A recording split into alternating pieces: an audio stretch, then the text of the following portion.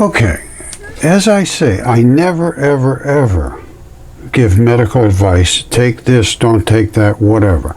I do research, and I have been looking into his claims about what he says about inoculations and all that kind of stuff. Now, New York Times has 5 takeaways from the Senate hearing. This was just a couple of hours ago. And they're all talking about him. Now, I'm just going to make some statements about what the research shows about the microbiome, which is what he's talking about now. I believe he's correct in some of his statements that the microbiome is a wide open subject right at the moment. And it is where everything is created in your body. But I don't think he understands the enzyme-bacteria connection. This is what got me going. Somebody linked me to this. Secretary Kennedy, there's an entire emerging body of science links the microbiome to mental health, what they call the gut-brain connection. Well, not only that, it links to everything, because that is where everything is produced. And when you poop, half of what you poop is bacteria that's been doing its job. And it goes, oh, well, here. All right, this is from Science Alert, and this just came out about how your body makes poop and surprising facts about digestion. Now, it's important that you poop regular and that it's not diarrhea, you don't have constipation, you don't have acid stomach, all that stuff. Now, you're full of enzymes and acids. That's what breaks down your food. The enzymes particularly. And this is what they don't understand, where the enzymes come from. This is in your gut. All these little microvilli, and all the food passes through there, and they grab a hold of little things that goes through the membrane using enzymes. And as soon as you start biting on something, the saliva starts breaking it down because of the enzymes. Now, everything comes through you, and it gets eaten away at by these enzymes created by bacteria. So what happens, the bacteria is in here everywhere, and it's all lined in your guts everywhere. Now, a lot of people have damage to their bacteria. They had antibiotics, they had this or that, and never replenished it, and just have no ability to fight back against the invasion. So what is in your poop? What is in your poop? Lots of bacteria, and it has to be the right kind. And if you lose the right species that's doing this exact specific job, you're in trouble. I'm going to show you the chemistry in a minute. It says when it leaves your body, poop contains some leftover water. You know, it's got to be fluid-ish. That's not much. As well as undigested food such as plant fiber, as well as dead intestinal cells. They come out regularly. And it may surprise you to learn almost half of it, half of your poop, consists of bacteria. Measured by weight, half of it is bacteria. All right, your intestines contain trillions of these bacteria. It helps you digest the stuff you eat. There is a few bacteria that make you sick. The ones that come out as part of your poop give it that stinky smell. Well, you don't have to have a stinky smell all the time. The worse digestion you have, the more stink you're going to have. A perfect digestion, even where your farts don't smell. I'm not kidding you. And then you can have, ones that really stink, and that's because you have incomplete digestion. You're giving off gases that normally shouldn't be there. So this is what I'm talking about, is the bacteria. Now, the bacteria create the enzymes. You don't have the enzymes, you're done. So if your bacteria comes out, you should be able to measure how much. Half of your bacteria, your poop is bacteria. Let's take and look at it. What is in it? How much of every one? And get a database of people that are missing stuff. It's supposed to be coming out, and because it's alive in your digestive system, it's creating enzymes right on the spot. Boom, boom, boom, coming through. Now, I'm not going to put words in Kennedy's mouth, but I think this is what he's talking about, and I'd like to have him explain to me if it's not. This layer is what's called the interstitium. Meet your interstitium, a newfound organ. This is the blood-brain barrier and all of the gut axis and all that business he's talking about. This is what lines your gut and everywhere in your body. This is the fluid-filled highway that sends out enzymes and bacteria throughout your body. And when you poop, half of your poop is bacteria. Now, we could be able to take a picture of that and see what is actually in there, because every one of those bacteria will have a signature. And using AI, you could say we've got 16% of this and 6% of that and 0.% of this, and we don't have any of that stuff, and we're supposed to have some of that stuff. This is what we need to do and get a database. You take a picture and you hit and send it off, and within a minute or so, you know how you're doing. Or you know how your bacteria is doing, and your bacteria is what you're doing, because it creates literally 100% of the chemistry for you to stay alive. All right, they're talking about bacteria. Half of your poop contains bacteria. In weight, half of it weight is bacteria, these cells. Now, they put out these ribosomes, which are the chemistry sets that are the enzymes. If you don't have the bacteria, you don't get the ribosome. You don't have the ribosome, you're done. You can't do the chemistry. You see, most people have damaged some of their bacteria in their body. We eat a lot of herbicides. There's a lot of inoculations that happen that don't have anything to fight back. And some of these are live viruses that, if you don't have any way to fight back, you can get in trouble. Now, normally your body is going to say, hey, I see that thing, I can take care of it, because they're very weak. But if you have no immunity whatsoever, then you could have an issue. And that's what I think Kennedy's talking about. Now, here's where the ribosomes are created. All right? And they come out as these polypeptide chains, and they turn into a ribosome, which is a little ball using transferase. Anytime you see an ASE, ASE, like polymerase, it means it's an enzyme.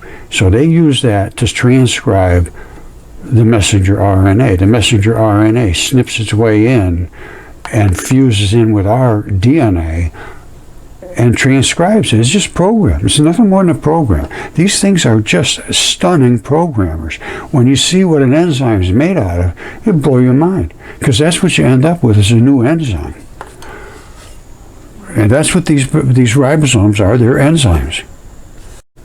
All right, there's a bazillion different ribosomes, because every one of them is created by a different bacteria and a different strain of the same bacteria. Like E. coli has a whole batch of them, and only a few of them can hurt you. All the rest make ribosomes that are good for you.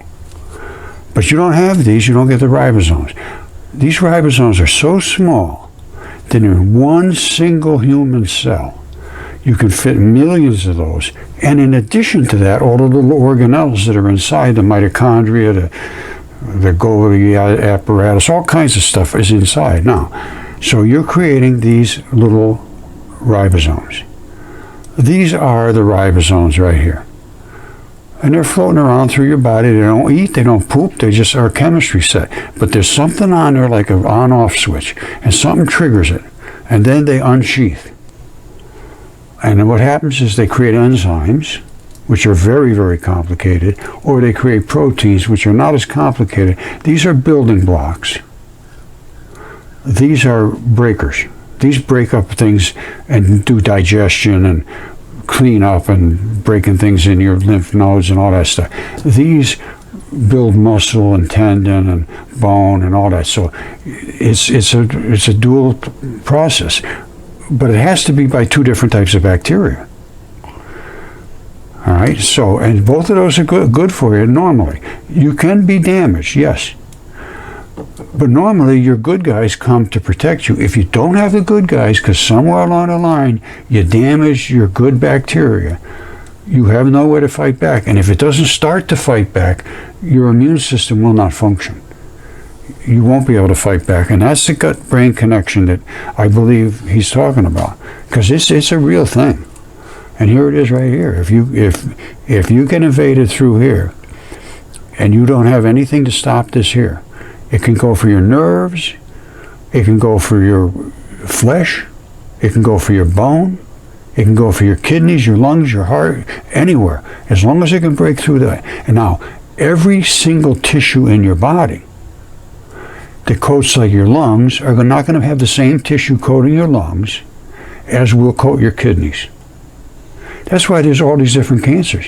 Every cancer has supposed to have a good layer of connective tissue here, or fascia, interstitium, to protect you. But if you don't have the right chemistry in there, you're going to be invaded. So you get invaded in your kidneys, but not your heart. Another guy get invaded his heart, but not his kidneys. And sometimes it spreads from one thing to the next. I was looking up one the other day, and the two of them are totally connected.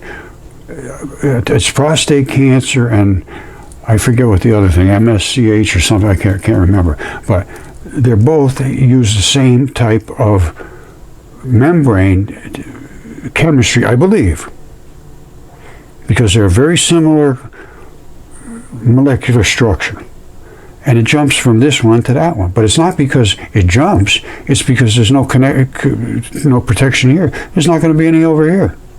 And if there was some over here, it's going to try to fight that one, and you're going to lose it over here. And eventually, everything just kicks in. I think that's the way I'm looking at it. Again, this is not take this or don't take that. This is what I'm finding as I'm going through the research. And it's this layer right here. That's the layer. And if you don't have the enzymes in that layer, you're not going to get the job done. And an enzyme works so fast that it can do literally millions of years of chemistry in less than 1 second. And it's just going, and it doesn't get used up. It just keeps doing its job over and over and over. So, but you have to have good bacteria squirting out these enzymes. Now, I don't know how long they last, because you got a lot of bacteria. I didn't realize, I got to be honest with you, I was kind of surprised myself to see that half of your poop is bacteria by weight. They're little bacterial cells. They're single cells. So anyway, they produce this kind of elegant chemistry, which is this right here. They say it unsheaths. Well, there it is right there once it unsheaths. It comes in like a ball, and then it goes twang. And all of these are different magnetic signatures, just like this is. And if it doesn't come out exactly like that, exactly, if this thing's bent over here, it's not going to work. It's called denature, or it might do something bad. It has to be exactly that configuration every single time, or it doesn't work. So that bacteria has got to be healthy, and there's got to be enough of them to do the job. It's not a big, hard thing to understand, and they know about this. They're talking about the beneficial bacteria versus harmful bacteria. C. difficile, they couldn't hardly deal with that. But you know what they ended up doing? Is giving a fecal matter transplant to people with C. difficile and fixing it right up. And they found it also cures a whole bunch of other stuff that was wrong with them at the same time. If you look up, I'm not recommending anything, but I do look up what this fecal matter transplant is touted as being able to do now. And it's pretty impressive. It's something you have to look up on your own, but to me it's pretty impressive. All right, I'm just going to tell you, this is a shocker. This is Stanford University, Stanford report. A new way to identify bacteria in fluids. All right, now, how are they going to identify it? Well, every bacteria has its own spectral analysis. Now, they don't realize what, okay, this is a couple years ago. Stanford University did a research on a new way to identify bacteria in fluids. Now, they were looking at the blood and wastewater and so forth. So they say it's faster, it's cheaper, and it's very, very conclusive. Blood, wastewater, and more. Shine a laser on a drop of blood, mucus, or wastewater, and the light reflecting back be used to positively identify bacteria in a sample. Not only just that there's bacteria there, it can identify exactly what the bacteria is. We can find out not just that bacteria are present, but specifically which bacteria are in the sample. There's E. coli, streptococcus, Staphylococcus, streptococcus, salmonella, anthrax, and more. They can every single one of those little living creatures is going to have a certain chemistry that they can look at, and they should be able to tell how much of each one is there just with a picture. If half of your poop is bacteria and you take a picture of it using a very specific type of photography, it will pick up the re-radiated light, which indicates exactly what type of specific bacteria that is. Now, you don't have to know the name of it. You just have to know that healthy people have a bunch of this yellowish stuff, which is exactly that specific yellow. It's like this here. Let's say you're taking pictures of things, and you can blend all these colors, because that's what you're going to find out, is all these different colors are going to exist and different frequencies, because they have different chemistry in their body, and this is the chemistry of the body. Transition metals is in bodily fluids, just the way it works. So if we can identify literally tens of thousands, maybe even hundreds of thousands of different bacteria, we don't have to know their name. Who cares about the name? The name means nothing. We just have to know how much of it is in the poop, these different colors. And then we call them anything you want. But we do know a batch of them now, C. difficile and all those other ones I just mentioned. They know those already, and they can pick them up just by taking pictures of things. But if you had a universal database, and you could just poop and take a picture of it, send it off, or they could even make a toilet that when you did it, it just did it automatically and give you a printout at the top. I mean, who knows? But you have to know what bacteria have. If you get different vaccinations and things, and I am 100% for vaccinations, but if you don't have the right bacteria to start with to fight against some live vaccinations, then you can't fight back. They're alive, they're weak, but you don't have anything at all to fight back, then you can have trouble. And these very young, the MMR vaccine, which is, I'm not against that at all. I think it's better to take the chance of getting that and not getting autism, but the kids should eat normal things and be in the dirt and all that stuff. They got to have immunities. They got to be a healthy kid to start with. You give them those and think that's going to make them healthy, and they're not healthy to start with, they may not be able to fight back against it. What's the solution? You find out all of the kids just before they get the shot. What's in their poop? If they find out every kid that's got no yellow, they end up having issues, well, just find out how you can culture the yellow and then make sure they have that in their bodies. But make sure their poop is ready, because that's the digestive stuff. That's what creates the enzymes. Without the enzymes, you cannot fight back. All right, I literally found this layer, which they now call the interstitium, and it's a fluid-filled highway. I call it a fluid-filled network of tubes, and it is. And they now realize how important this is in the regulation of fluids throughout the body. They call it a new organ. Well, here's the key. Stanford report, they were talking about this, and they're saying it's a catalyst for collaboration.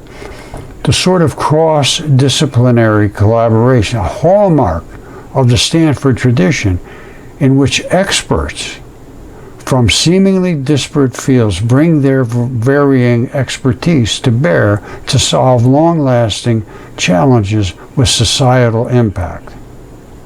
All right, and they're just looking for a lot of money, $3 million grants and so forth.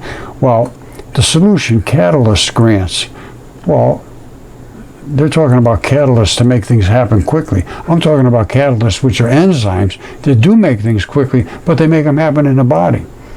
This is where we need to focus. And I am a cross-disciplinarian, and I am also, I feel, an expert in the things I talk about. And if they can show that I'm just a silly guy, well, I'll listen. But this is, I should be listened to. All right, don't forget, there's a layer in here which is where the interstitium is. They didn't realize it was here. They thought it was just one membrane, but it wasn't. It was the membrane with a layer that is where the enzymes live and the bacteria. And they squirt them out into here, and they flow through here. And they actually have video showing that. It's in a video on YouTube. It's called "Your Textbooks Are Wrong. This is what your cells look like." And that's, I think it's Caltech. But this is what they never realized was another layer here. And here's that layer right there. This dark one. And that's the fluid-filled highway. And it's all your lymph fluids flow back and forth, and they have to go to where you're being invaded. That's how it works. And they have to have the enzymes. In order to get the enzymes, they have to have the bacteria.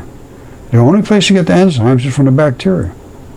And the bacteria have to be living in you, and in good quantities. Half of the stuff you poop is bacteria. It's creating enzymes all day long. You don't create the enzymes, you're not going to be healthy. That's just the bottom line in research.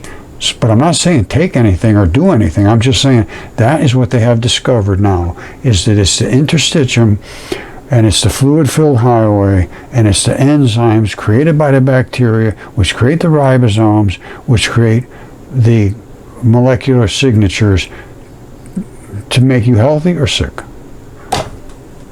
They'll protect you or they'll attack you. And you also have the proteins too. Yeah, the proteins are the building blocks. All right, this is the kind of technology they have to use using AI. It says not only does each type of bacterium demonstrate unique patterns of light, but virtually every other molecule or cell in a given sample does too. So they got just tons of stuff coming out, but it's got to be separated and sorted. AI, I think they can do that without too much difficulty. But they claim it makes it hard to discriminate because they see it as noise. Well, maybe they do, but they're saying that in a millimeter of blood, about the size of a raindrop, contain billions of cells. And they say only a few of them might be microbes. Well, they're working with blood. We're working with poop. And we're not using just one drop. We're seeing the whole pattern there. So I think this has got some potential, but it has to be looked at. And that is where it comes down to cooperative working together. A catalyst for collaboration, cooperative working between people that have similar ideas, different ways of thinking about things. And don't forget, this is brand new. Meet your interstitium, a newfound organ. They never knew this existed. I knew about it long ago because I was dealing with fascia people because of my fossilization. It's all done because of fascia, basically. And I had found this layer. Nobody they didn't know about it. And since then, it's become the biggest thing, but they still don't understand. This is where this is your immune system. That's your immune system right there. And the bacteria run the immune system. They clean up, they deliver, they break things down, they digest the food, they break down the stuff in the lymph nodes, they deliver stuff around using metals, transition metals, these ligands. And there's they just did a study of 26 different metals in the blood. The blood has all these transition metals. I think every single one of these, and you got all kinds of metals in your blood, and they attach using these polarities. And it also causes iron banding, which breaks open your heart plumbing from the bottom part of your heart after you die.